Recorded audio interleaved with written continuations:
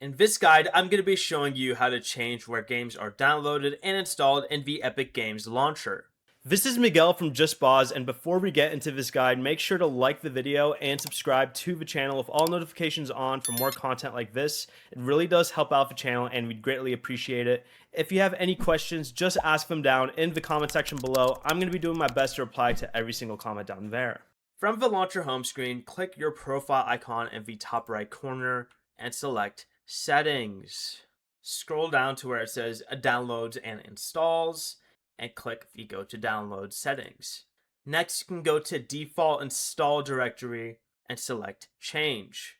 Choose the drive you want to use from the left sidebar, right click an empty area, select New, then create a new folder, give the folder any name you want. You could really set this anywhere.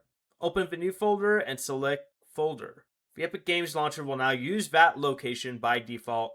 The next time you install a game, the new folder should automatically appear as the installation path. Before you leave, remember to like the video and subscribe to the channel with all notifications on for more content like this. It really does help out the channel and we'd greatly appreciate it. And if you did have any questions, just ask them down in the comment section below.